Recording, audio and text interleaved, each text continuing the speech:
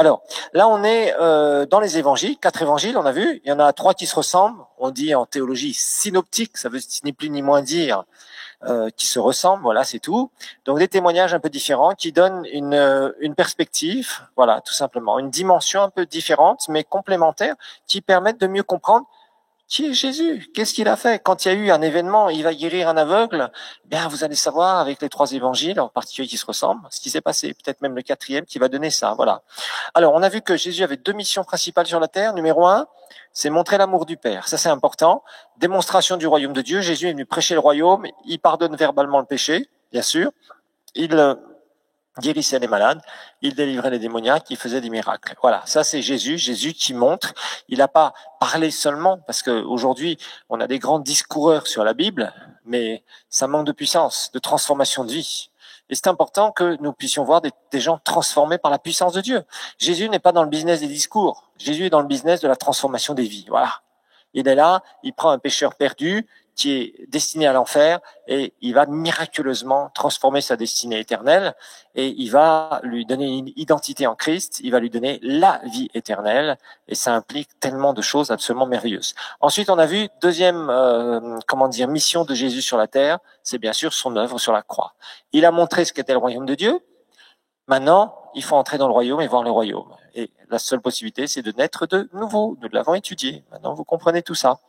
Alors, on voit que, par exemple, dans l'Ancien Testament, on va avoir des listes de péchés. Vous voyez, dans l'Ancien Testament, c'est l'homme est pécheur, l'homme est pécheur, l'homme est pécheur, l'homme est pécheur. Dans le Nouveau Testament, c'est vrai que l'homme est pécheur, mais il peut être gracié et transformé. Et là, il va avoir une conscience qui va lui permettre de connaître directement le bien et le mal. Nous étudierons ça aussi. Les épîtres maintenant. Les épîtres.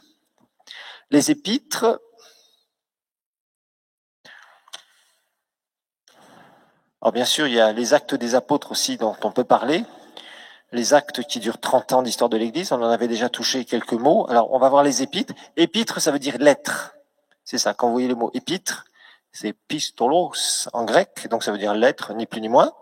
Donc c'est l'écrit, c'est un ensemble de lettres écrites par certains apôtres.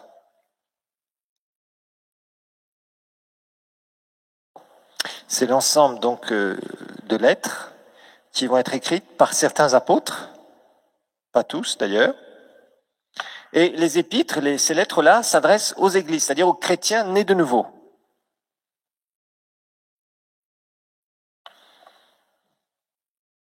Donc elles s'adressent aux chrétiens nés de nouveau, les épîtres. C'est de la nourriture spirituelle, voilà. J'ai reçu Jésus, maintenant il faut grandir. Les épîtres vont me permettre de grandir spirituellement. Les lettres.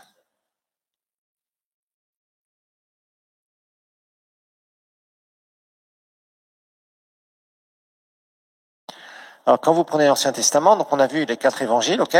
Les trois premiers se ressemblent, synoptiques. Ensuite, évangile de Jean. Les actes des apôtres, c'est 30 ans d'histoire de l'Église, ok? Voir comment ça se développait. On étudiera ça aussi, beaucoup de choses sur les actes, passionnant aussi. Je vous en dirai plus dans quelques semaines. Et puis après, on a les épîtres, voilà.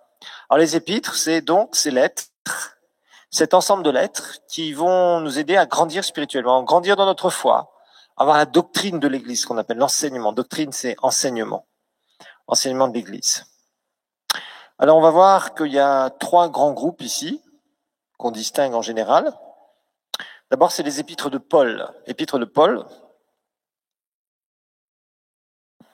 Épîtres de Paul, on appellera parfois les épîtres pauliniennes. Les épîtres de Paul. Donc, Paul va écrire 14 lettres sur les 27 livres que comporte le Nouveau Testament. Paul va écrire 14 lettres sur les 27 livres. Imaginez-vous, 14 plus 14, ça fait 28. Ça veut dire que Paul a écrit la moitié en nombre de livres du Nouveau Testament. La moitié, imaginez-vous. La moitié, c'est Paul. Ça représente beaucoup. Hein. De l'Épître aux Romains jusque, on peut dire, Hébreu, parce qu'on verra qu'Hébreu, il y a des gros doutes. Certains disent que non, certains disent oui. Moi, je pencherai plutôt sur le oui, même si l'auteur de l'Épître aux Hébreux ne se présente pas. Personnellement, je pense que c'est Paul qui l'a écrit. Donc, ça représente vraiment, dans le Nouveau Testament, ça représente un paquet d'olives, 14, hein, et en épaisseur, je crois que ça représente à peu près 2/3 du Nouveau Testament en épaisseur de page. Alors ensuite, les épîtres générales. Épîtres générales, ce qu'on appelle. Épître générale, c'est Jacques. L'épître de Jacques. 1 Pierre et 2 Pierre.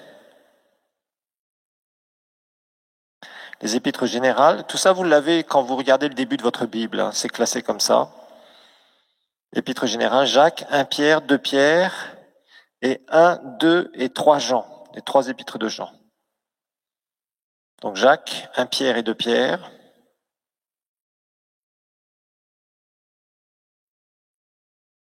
Et puis 1, 2 et 3 Jean.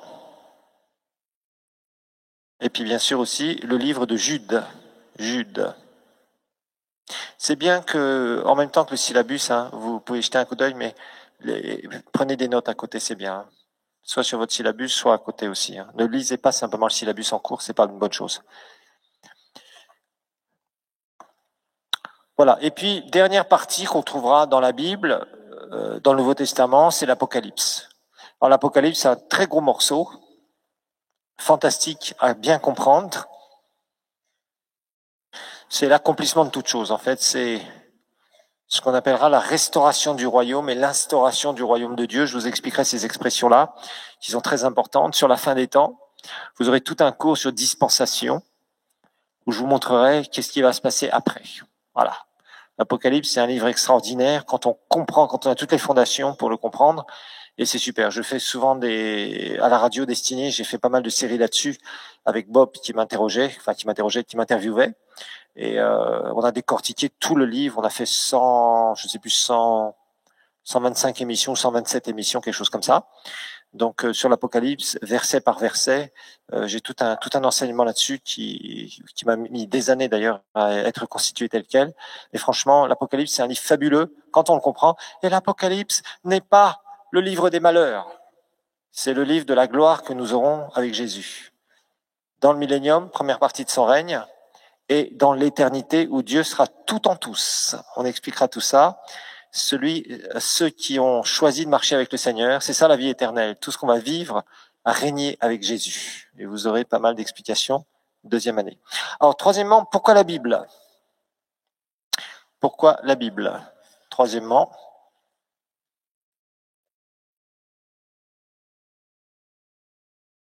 pourquoi la Bible? On avait vu premièrement comment aborder la Bible, constitution de la Bible en 2, et troisièmement, pourquoi la Bible?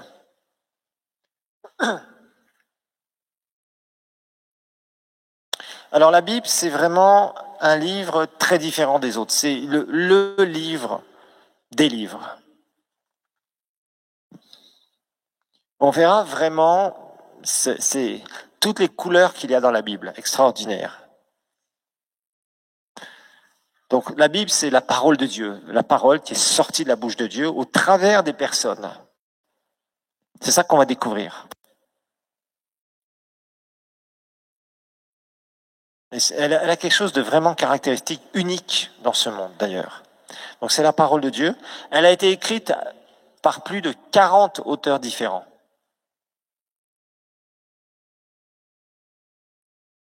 40 auteurs différents.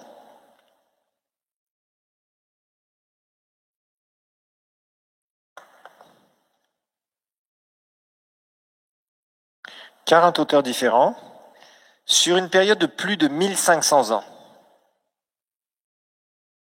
Donc la Bible est un livre unique, c'est la parole de Dieu, écrite par plus de 40 auteurs différents sur une période de plus de 1500 ans. 40 auteurs différents sur une période de plus de 1500 ans. Alors c'est intéressant parce que la Bible a été écrite par des gens très très différents. Des rois, des intellectuels, des pêcheurs de poissons, des gens tout simples. Vous voyez, vraiment des gens mais complètement différents. Franchement, quand on fait la liste des 40 auteurs et plus de la Bible, et qu'on regarde leurs conditions sociales, leur niveau intellectuel, Moïse était un intellectuel, Paul était un intellectuel, Pierre était un pêcheur de poissons. L'évangile de Marc, on suppose que c'est Pierre qui a dicté l'évangile, le récit de l'évangile de Marc, à Marc, qui était son secrétaire, parce que Pierre ne savait pas écrire. Voilà. Imaginez-vous. Paul était un super intellectuel, pharisien intellectuel, qui avait un brillant avenir politico-religieux, intello. Moïse avait été éduqué dans toute la sagesse des Égyptiens. C'était un homme extrêmement éduqué. Moïse était un homme extrêmement intelligent. Vous voyez, bon, on a toutes sortes de personnes comme ça qui vont écrire la Bible. Et ce qui est intéressant, c'est que vous allez toujours voir le même Dieu, les mêmes prophéties, la même façon dont Dieu agit, le même caractère de Dieu. Et c'est impossible que des hommes aient pu se passer de génération en génération cette connaissance de Dieu. C'est impossible. Et c'est là où ça fait vraiment le fait que la Bible est un livre complètement unique. Vous n'en trouvez pas d'autre sur la terre qui est comme ça. C'est vraiment incroyable de voir elle présente le même Seigneur, elle présente le même caractère de Dieu, elle présente la même création, etc., etc., etc. Il n'y a pas de choses différentes. C'est d'ailleurs pour ça que c'est comme ça qu'on a ce qu'on appelle traquer, c'est-à-dire enlever certains livres qu'on avait essayé d'insérer dans la Bible. Parce qu'une des grandes questions à laquelle vous aurez une réponse, c'est de dire, mais est-ce que cette Bible que j'ai dans la main, c'est bien la bonne? Est-ce qu'il n'y a pas d'autres livres qui n'auraient pas été insérés dans la Bible? On découvrira certains livres qui s'appellent les apocryphes, c'est-à-dire, je vous ai déjà dit ce mot tout à l'heure, c'est-à-dire c'est des livres qui vont parler, par exemple, de l'histoire juive, de certaines choses, et qui finalement ne correspondent pas du tout à une présentation de Dieu telle qu'elle est dans le reste de la parole de Dieu. On découvrira comment les érudits, comment au fil des siècles, Dieu a voulu que sa parole soit telle qu'elle, telle que nous l'avons. Et il y a des petits malins, entre guillemets, qui ont fait des sectes, toujours en essayant de dire qu'ils ont quelque chose de nouveau, des révélations nouvelles à apporter à la Bible. Ça n'a jamais marché. On verra que la Bible a été secouée à plusieurs reprises avec des faux écrits et que, au bout d'un moment, on a dit non, la Bible est constituée de ça, de tel et tel et tel livre. Voilà. Ça, on va le découvrir au fur et à mesure dans l'histoire de la Bible. Alors, on voit qu'elle parle du même Dieu, de la même création.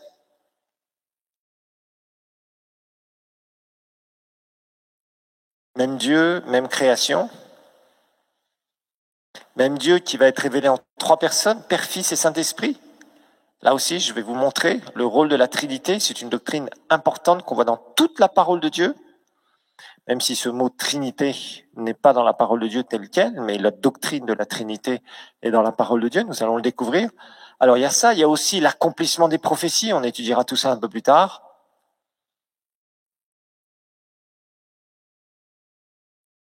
L'accomplissement des prophéties, donc le même Dieu qui est toujours présenté par tous les auteurs. C'est pas un Dieu d'un côté qui est comme ça, après un Dieu qui est différent. L'accomplissement des prophéties. Par exemple, sur le Messie souffrant. Dans le psaume 22, Isaïe 53, vous avez les références. Que Jésus allait naître d'une vierge à Bethléem. Tout ça, c'était prophétisé depuis longtemps. Dans Isaïe, dans Michée, ou Michée, comme certains veulent le dire. Bon, il y a des prophéties comme la reconstruction de Jérusalem après le règne de Cyrus. On verra tout ça aussi. Bon, tout ça, c'est l'accomplissement des prophéties. On verra un certain nombre de choses. Pour la petite histoire, entre guillemets, il y a plus de 300 prophéties messianiques, c'est-à-dire prophétisées sur le Messie dans l'Ancien Testament, qui étaient prophétisées dans l'Ancien Testament, qui se sont accomplies dans la venue de Jésus et dans son sacrifice. Ça a été marqué d'avance depuis des siècles. plus de 300 prophéties, ce qu'on appellera des prophéties messianiques. On expliquera ça. Ne vous inquiétez pas s'il y a des termes qui vous passent comme ça. Ne vous inquiétez pas. On les reprendra en détail. Dans des cours, on va détailler. Là, c'est vraiment une introduction où j'essaie de vous donner le plus possible d'informations. Vous les garderez et vous verrez quand on va faire histoire de la Bible, histoire de l'Église, dispensation, etc., vous allez découvrir vraiment interprétation de la Bible aussi. Vous allez découvrir, vous allez vous rappeler, ah, au fait, c'est vrai, c'est un mot qu'on avait entendu en début de première année. Absolument. Alors, bien sûr, la Bible a un message transformateur. Ça aussi, c'est important.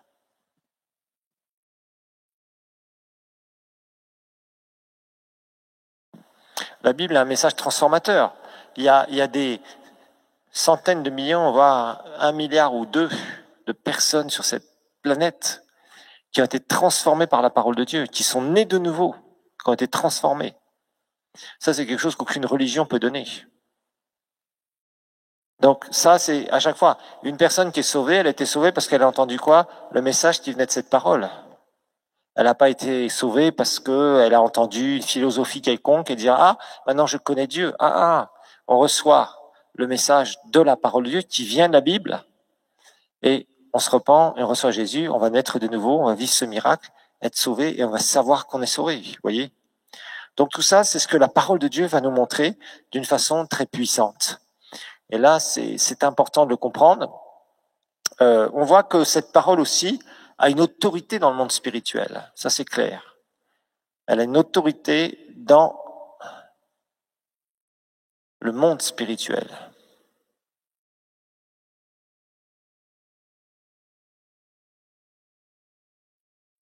Elle a une autorité dans le monde spirituel, et particulièrement quand elle est parlée avec foi. On verra ce que c'est que la foi.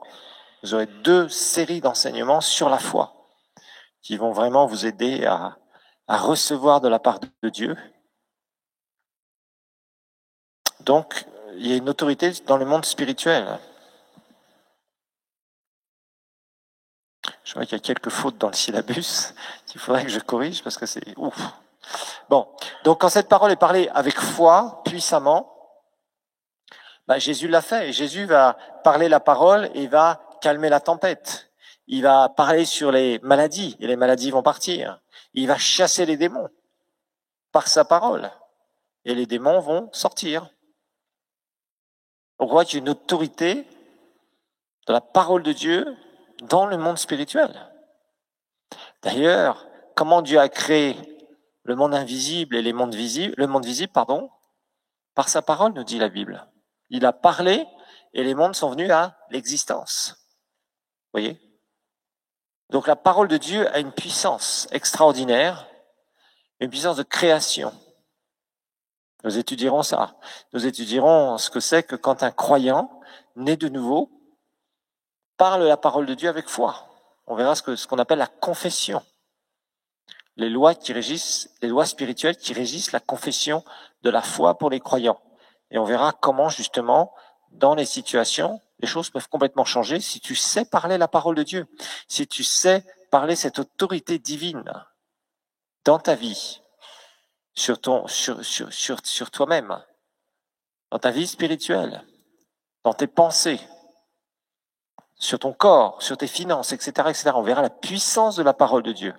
On verra comment, quand un croyant parle cette parole, qu'il croit ce qu'il dit, il le verra s'accomplir, nous dira Jésus dans Marc 11. On étudiera tous ces passages, on verra la puissance de cette parole. Alors maintenant, on va voir la 4e partie. On va parler de l'inspiration de la Bible. L'inspiration, 4e, l'inspiration de la Bible.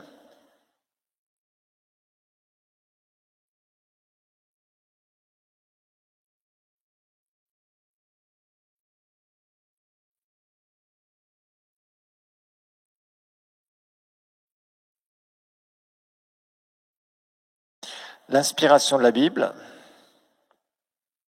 Et là, bien sûr, pour ceux qui connaissent la parole de Dieu, quand on dit toute écriture est inspirée de Dieu, on pense à 2 Timothée 3,16. 2 Timothée 3,16. Donc la Bible est inspirée. 2 Timothée 3,16. Voilà, là c'est vraiment typique, une description de la parole de Dieu. Dans 2 Timothée 3,16, il dit toute écriture, donc tout ce qui est vraiment de Dieu, écriture c'est vraiment les écrits divins, pas les écrits qui se disent divins, ce sont les écrits divins qui sont réellement divins, c'est pas la même chose. Est inspiré de Dieu, on va voir ce que ça veut dire, utile pourquoi? Pour enseigner, pour convaincre, pour corriger, pour instruire dans la justice. Voilà. Alors justement, c'est là où on va découvrir à quoi sert l'inspiration. D'abord, inspirer, littéralement le mot inspirer ici, toute écriture est inspirée de Dieu, c'est-à-dire soufflée de Dieu. Inspiration, c'est Dieu qui souffle, entre guillemets, sur une personne. On va expliquer ce que ça veut dire. Soufflé par Dieu, inspiré de Dieu. Soufflé par Dieu, c'est ça que ça veut dire. Quand on souffle par Dieu, c'est Dieu. En fait, c'est Dieu qui va, on verra, pousser des personnes par son esprit à écrire des choses. C'est ça qu'on découvrira, comment les auteurs ont écrit les livres de la Bible. On l'expliquera dans l'histoire de la Bible, comment ils se sont sentis poussés par l'Esprit de Dieu pour ce qu'ils enseignaient, pour ce qu'ils, je dirais, prêchaient, ce qui les a poussés à écrire. On verra que Paul, par exemple, a fait une expérience, il a été au 3e siècle, il a été ravi en esprit, on expliquera tout ça, si pour vous c'est du chinois encore, ne vous inquiétez pas, ça deviendra quelque chose que vous allez comprendre. Dans quelques temps, on parlera des 3 types de visions en 2e année, dans la direction du Saint-Esprit, et Paul va faire une expérience extraordinaire qui nous relate dans 2 Corinthiens chapitre 12, et il va faire une expérience extraordinaire, et Dieu va lui révéler des choses sur le mystère de l'Église. On verra ce que c'est qu'un mystère, cette connaissance révélée, divine, que Dieu va révéler à certaines personnes, qu'il va faire connaître aux hommes au travers d'instruments. Apôtre Paul sera un puissant instrument. Jean a été un instrument aussi de révélation extraordinaire dans l'Apocalypse. Donc nous découvrirons ces choses. C'est inspiré justement. Alors, la parole de Dieu va nous dire qu'elle est utile pourquoi? Donc la parole de Dieu est utile pourquoi? Pour d'abord enseigner. Enseigner, ça veut dire expliquer. Expliquer. Donc, la Bible, la parole de Dieu nous sert d'abord à être enseignée. Être enseigné. Ensuite, pour convaincre. Enseigner, c'est-à-dire expliquer.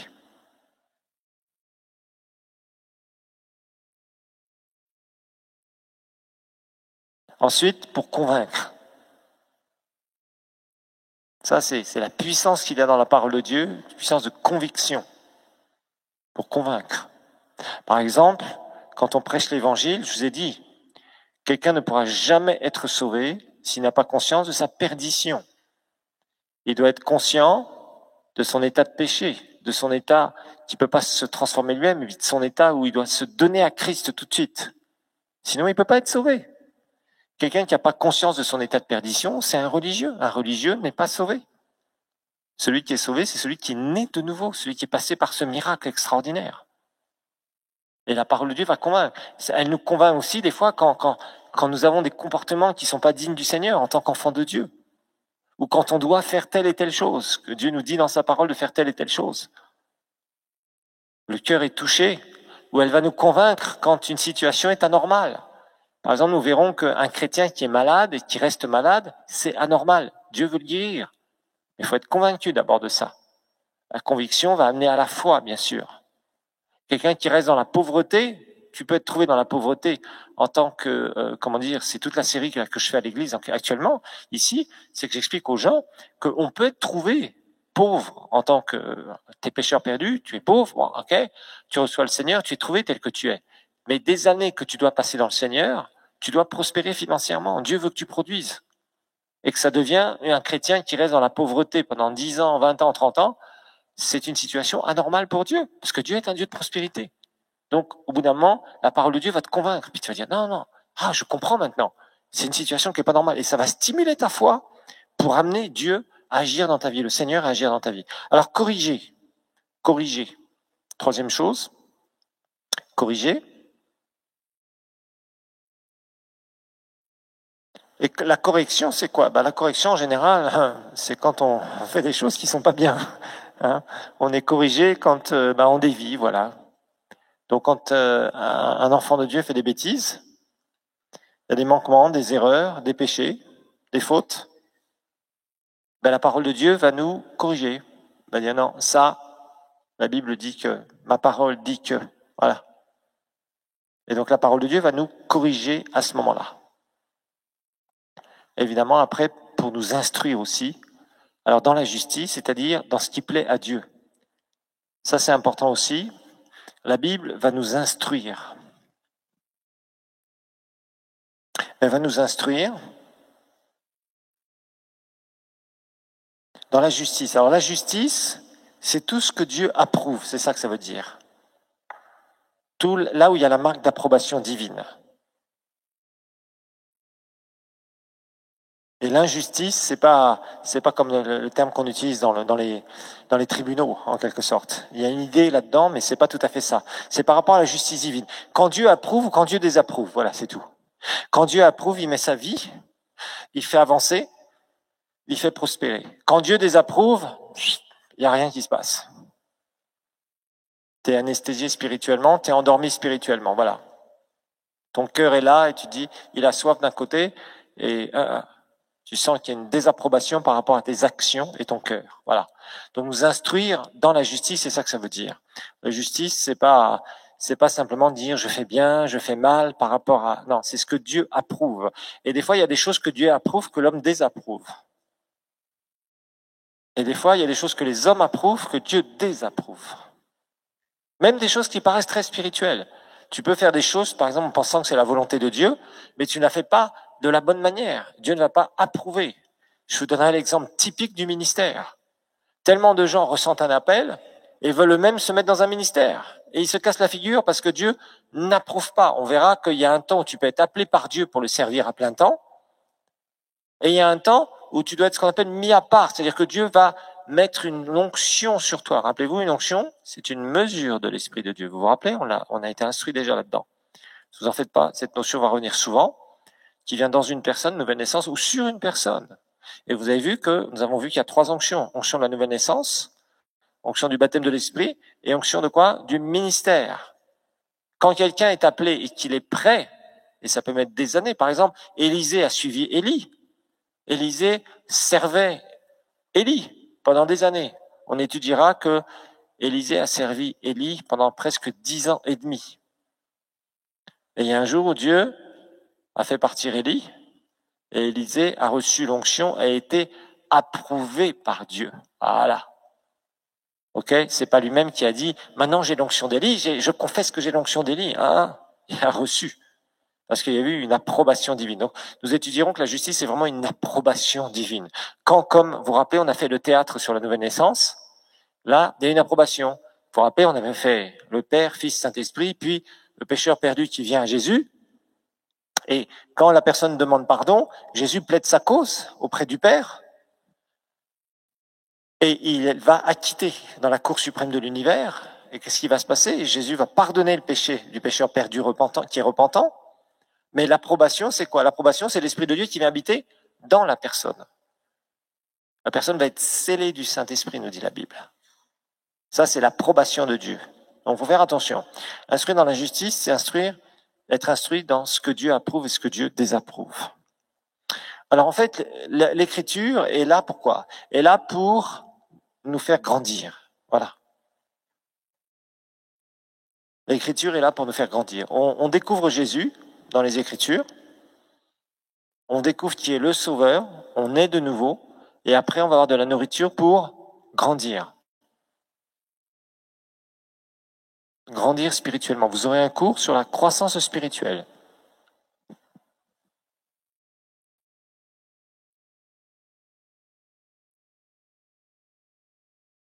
Alors dans l'histoire de la Bible, c'est pas forcément, bon vous l'avez dans vos notes, mais il y a ce qu'on appellera le canon des Écritures. Le canon, c'est pas fait pour tirer, c'est pas ça que ça veut dire.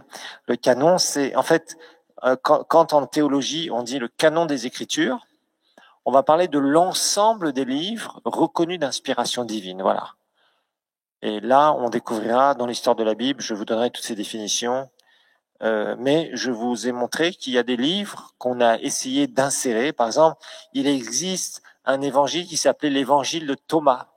Et l'évangile de Thomas n'a jamais été reçu comme étant inspiré par Dieu.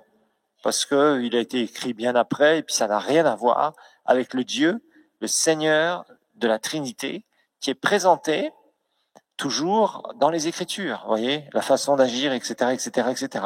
Bon, les livres des Maccabées, je vous en ai parlé, ces écrits qui ont été faits plutôt historiques, c'est 2 ou 3 d'ailleurs, qui avaient été écrits, ces livres des Maccabées, entre le prophète Malachie, dernier prophète de l'Ancien Testament, jusque à Matthieu chapitre 1 verset 1. Il y a eu certains livres qui ont été écrits qui ne sont pas reconnus d'inspiration divine. Alors notez maintenant que la Bible est constituée d'enseignements.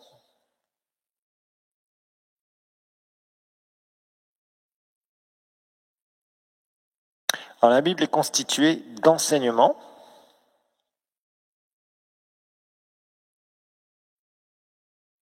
Alors l'enseignement, c'est ce qu'on appelle la doctrine. Voilà. Quand vous parlez de doctrine, ça veut dire les enseignements. Voilà. Les enseignements qui sont établis. Alors bien sûr, ces enseignements, c'est sur Dieu, la doctrine sur Dieu, sur la venue et l'œuvre de Jésus.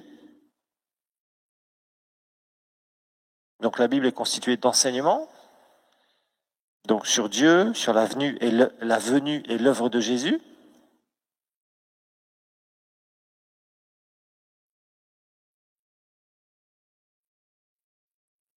Sur la fin des temps.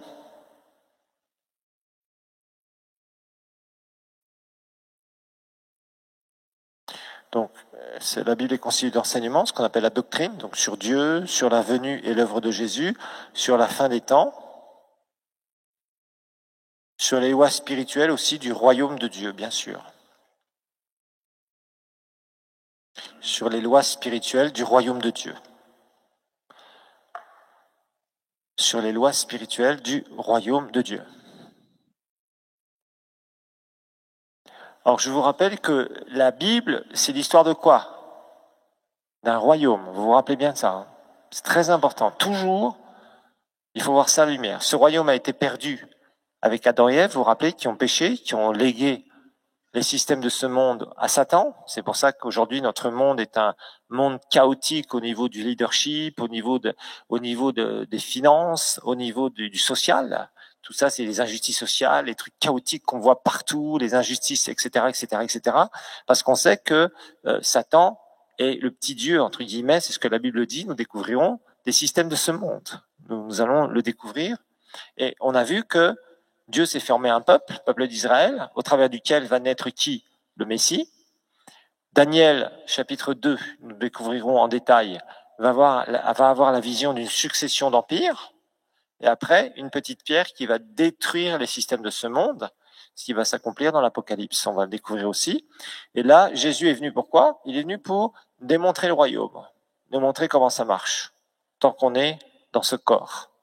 Et après, Jésus meurt et ressuscite, pourquoi faire? Pour nous ouvrir le royaume. Aujourd'hui, depuis que Jésus est ressuscité, il y a des gens qui entendent l'évangile, qui entrent dans le royaume, qui sortent du royaume des ténèbres pour entrer dans le royaume de Dieu. Mais la finalité n'est pas là, nous le savons. Nous savons que ce royaume va être restauré pendant le millénium, où Jésus va régner 1000 ans à Jérusalem, et il va être instauré dans l'éternité. Et nous régnerons les uns sur les autres après, dans l'amour, dans la perfection. Il faut comprendre, et vous découvrirez ce que c'est vraiment que le royaume de Dieu. Je vais faire toute une leçon là-dessus, tout un cours là-dessus, une série, parce qu'il y a un besoin de compréhension. Il y a aussi beaucoup de choses qui sont enseignées, où il y a beaucoup d'abus, ou des choses un peu bizarroïdes au bout d'un moment, et donc faut faire attention. Alors bien évidemment, dans la doctrine, il faut toujours faire attention à l'alliance sous laquelle nous sommes. Ça, c'est très important. Je vous le dis et je vous le redis encore, vous voyez, je vais souvent insister, nous ne sommes plus sous l'ancienne alliance. Quand vous lisez les épîtres du Nouveau Testament, vous êtes sous la nouvelle alliance. Quand vous lisez les évangiles, avant la résurrection, la mort et la résurrection de Jésus, vous êtes encore sous l'ancienne alliance. Et quand vous êtes dans l'Ancien Testament, ça dépend de l'endroit où vous êtes. Je vous ai montré, on verra tout ça en détail très précisément en deuxième année, que il y a différentes alliances que Dieu a fait avec les hommes. Donc vous voyez, c'est très très varié. Faut simplement faire attention. Nous sommes sous la nouvelle alliance, basée sur le sacrifice de Jésus et les enseignements que nous lisons. C'est pour ça que principalement, vous verrez que la doctrine de l'Église, elle se trouve uniquement dans les épîtres. C'est là où on va découvrir. D'ailleurs, Paul le dira. Paul le dira qu'il a reçu des révélations sur le mystère de la dispensation de la grâce, c'est-à-dire le temps de l'Église. Et je vous rappelle que l'Église, c'est pas un groupement ou un autre tel qu'on le connaît, c'est l'ensemble des croyants nés de nouveau. Ça, c'est aussi important. Nous expliquerons tout cela. Alors, ensuite, la Bible est constituée d'événements historiques aussi.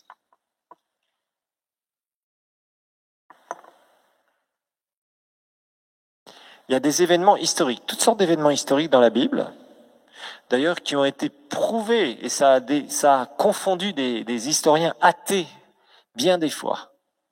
Les gens qui ne croyaient pas en Dieu, qui se sont retrouvés bêtes devant des choses que la Bible disait, et qu'ils essayaient de démentir, et dans lesquelles, plus tard, ils ont fait des fouilles archéologiques, et ils se sont retrouvés avec ce que la Bible disait. Il y en a beaucoup qui ont été confondus comme ça, beaucoup d'historiens.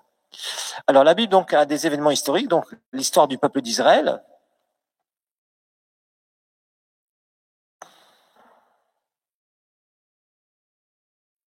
Et même, de nations qui entouraient Israël. On a beaucoup de récits historiques sur l'Égypte, la Syrie, l'Empire de Babylone, Moab, Ammon, etc. Donc, histoire du peuple d'Israël et des nations qui l'environnaient, et des nations environnantes.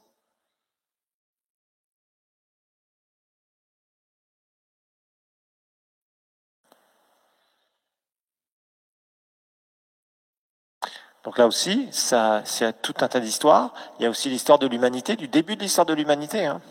Ils ont beau chercher pour essayer de nous prouver que le premier homme ou la première femme qui s'appelait Lucie, on l'a retrouvé au Kenya et ça date de 100 000 ans, c'est faux. On sait que l'histoire du berceau de l'humanité a commencé ce qu'on appelle en Mésopotamie, côté de l'Irak, Euphrate. Tous les historiens peuvent rechercher, ils se retrouveront côté de l'Irak, Euphrate. C'est là où il y avait le jardin d'Éden à l'époque, absolument. Ça, vous pouvez tout retracer comment les nations se sont répandues sur la terre. Le point de départ, ça a été par là. Ça a été en Irak et après, évidemment, avec ce qu'on appelait l'Arche de Noé et à côté du mont Ararat en Arménie. Et c'est là où le berceau de l'humanité a recommencé. Et on en a toutes les preuves possibles et imaginables. Alors je sais que certains, vous avez peut-être vu sur Internet des histoires où on a retrouvé des morceaux de bois de l'arche de Noé. On s'en fout. L'important, c'est de savoir ce que la Bible dit. C'est comme il y en avait qui vendaient des morceaux de bois de la croix. On s'en fout. L'important, c'est que Jésus est ressuscité et qu'il est dans notre cœur. Amen. Vous voyez, il ne faut pas s'attacher à des choses comme ça, ok? Même s'il y a un certain nombre de symboles, c'est bien. Si un jour vous avez l'occasion d'aller en Israël, je n'ai pas encore fait le voyage, mais je pense que je le ferai tôt ou tard, j'espère tôt d'ailleurs. Moi, je ne veux pas m'attacher au site tel quel, je veux simplement voir un peu l'atmosphère, voir certaines choses. On pense qu'on a retrouvé le tombeau du Christ. Je ne suis pas convaincu non plus. Parce que vous savez, tout ça, c'est des fouilles archéologiques qu'on datait et qui pendant très longtemps, on a ignoré ces endroits. Et c'est très compliqué de retrouver certaines choses. C'est peut-être vrai, c'est peut-être faux, mais c'est pas ça qui va motiver ma foi, m'en donner une plus grande, ou au contraire dire finalement ma foi doit être trop élevée. Non, pas du tout, absolument pas. Notre foi est basée sur la parole de Dieu. Maintenant, il y a des faits historiques, il y a des endroits, il y a des fouilles archéologiques, tout ça qui sont intéressantes, mais c'est pas sur ça que je vais baser ma foi. Voilà, tout simplement. Ok. Mais il y a plein de choses que vous verrez que la Bible va prouver. Et je vous montrerai d'ailleurs dans quelques leçons que tout le pétrole qui pollue notre environnement mais vient de quelque part. Je vous montrerai où et je vous dirai ce que la Bible en dit. Nous allons découvrir des choses très intéressantes. Très intéressantes. Vous verrez ce qu'on est en train de brûler dans nos voitures tous les jours quand nous démarrons nos voitures. Vous allez être très surpris. La Bible est passionnante. Donc voilà. Alors dans la Bible, vous verrez bien sûr des déclarations divines d'une grande vérité, de la vérité absolue. Mais vous verrez aussi des déclarations des hommes. Vous verrez des déclarations des hommes ou des idées philosophiques qui sont fausses, que Dieu démentira après, bien sûr. Par exemple, un livre typique sur des déclarations humaines, c'est le livre de Job. Job, quand il a des malheurs, il dit Dieu a donné, Dieu a repris. Non, c'est pas Dieu qui avait repris, c'est le diable qui avait détruit. Mais lui, il pensait que c'était Dieu qui avait donné, Dieu qui avait repris. Hein, ne dites jamais à Dieu, oh merci Seigneur parce que tu as repris ton serviteur. Merci Seigneur parce que tu as tué ton serviteur. Non, ça c'est la religion. Je vais vous déreligioser. Absolument. Il y a plein de choses comme ça. Alors, quand vous lisez le livre de Job, au bout d'un moment, c'est fatigant. Il a 3 amis qui lui font de la philosophie sur Dieu. Certains, vous avez étudié la philosophie sur Dieu. Il faudra vous nettoyer de tout ça. Vous êtes des amis de Job. Mais le Seigneur, même Job, il s'est repenti. Mon œil avait entendu parler de toi, Seigneur. Mon oreille, pardon, avait entendu parler de toi, mais maintenant mon œil te voit. Entre-temps, il s'est repenti. Il s'est repenti. Mais vous voyez, il y a des déclarations des fois que des hommes font en parlant de Dieu qui sont fausses. Aujourd'hui, on entend beaucoup de choses comme ça. On entend beaucoup de choses où les gens mélangent Dieu avec toutes leurs sauces et leurs histoires. Ça, il y a une chose qui vous fera du mal, je vous le dirai à bien des reprises, c'est de mélanger des choses qui ne sont pas de Dieu comme si elles étaient de Dieu avec les vraies choses de Dieu. Vous n'allez plus rien y comprendre à la fin. Et je connais beaucoup de gens qui sont approchés de Dieu, qui aujourd'hui sont complètement séduits par des choses bizarres, avec leur Bible en main, des prières de toutes sortes, et qui sont complètement en dehors des vraies réalités spirituelles. Je tiens à vous le dire, on ne joue pas avec le monde spirituel. Amen. Je vais vous montrer certaines choses.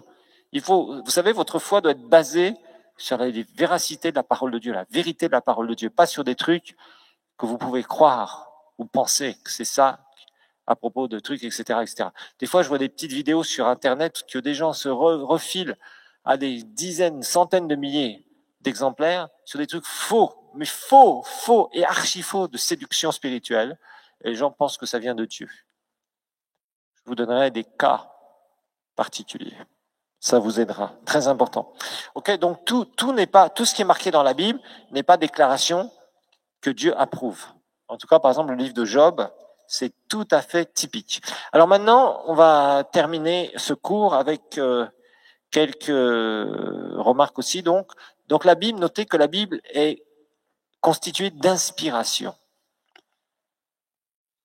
La Bible est constituée aussi d'inspiration.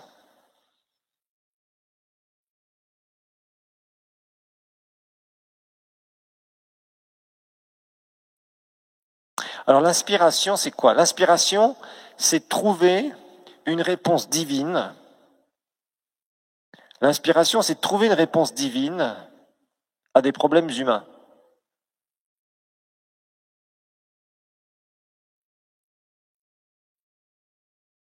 L'inspiration, c'est trouver des solutions divines ou répondre à des situations divinement. Donc trouver des solutions divines, répondre divinement à des situations, donc à des problèmes humains, à des situations humaines. Tu es là et d'un seul coup tu dis, ça y est, je sais ce que je vais faire. Tu le fais et tu vois le Seigneur vraiment agir dans ta situation.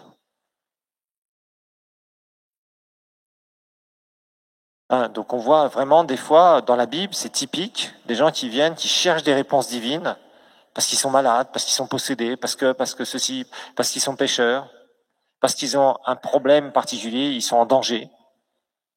Et Dieu inspire à un moment, soit un serviteur par révélation, soit par une parole que Dieu leur donne directement, et la personne agit sur ça, et voit sa délivrance, voit sa guérison, voit son pardon, etc., etc., etc.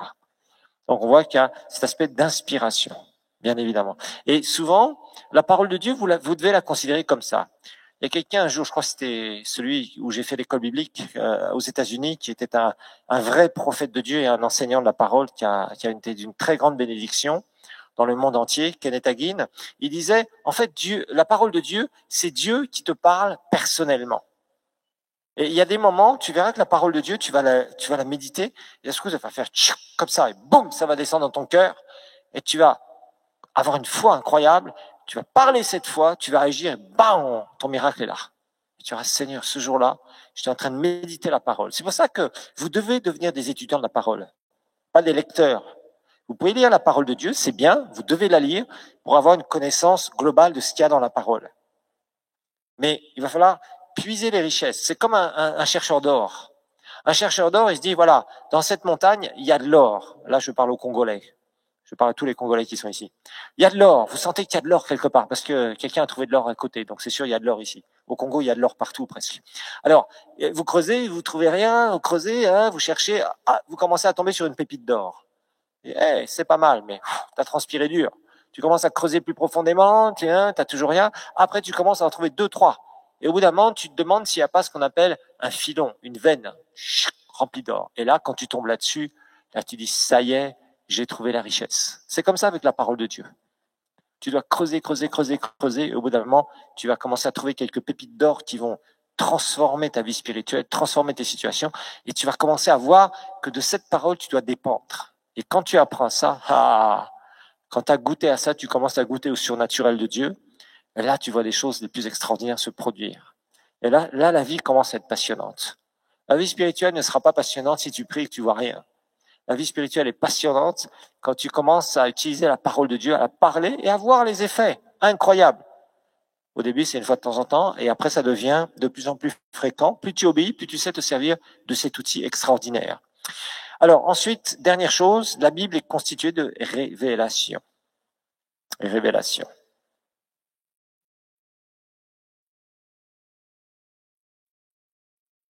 Alors, une révélation, c'est différent de l'inspiration. Une révélation, c'est quelque chose qui va s'imposer. C'est une connaissance de Dieu qui s'impose.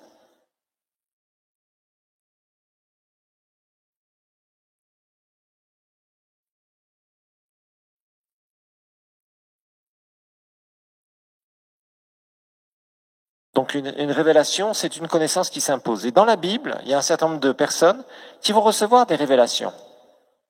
On parlera de la parole de connaissance, de sagesse, du discernement des esprits, c'est les visions, les voix audibles, etc.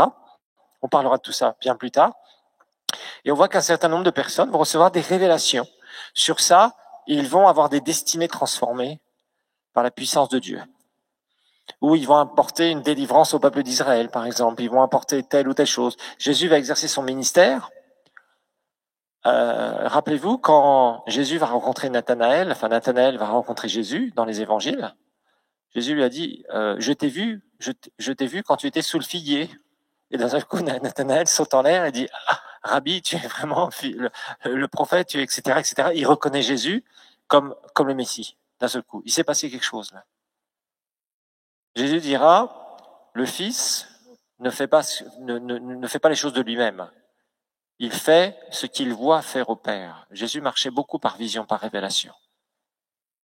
Il y a plein de révélations dans l'Ancien Testament, des révélations prophétiques sur la fin des temps, des révélations sur le peuple d'Israël. Dans le Nouveau Testament, il y a des révélations. Donc tout ça, ça va être écrit et un certain nombre de ces choses vont être écrites. Il y a aussi des mauvaises intentions révélées. Par exemple, Élisée va révéler le péché de Géasi, son serviteur, qui est venu pour chercher de l'argent, pour soutirer de l'argent à Naaman. Voilà, par exemple, des révélations. La Bible va nous dire un certain nombre de ces choses. Ok, voilà, c'était juste une petite introduction sur la Bible. Il y a beaucoup de choses à dire. Vous voyez, chaque point qu'on a vu, on pourrait en passer des heures pour développer chaque point particulier. Et ça, c'est important. Voilà, c'est la fin du cours. On se revoit samedi, 7h30 pour un temps de prière. 8h top, on démarre les enseignements. Soyez bénis.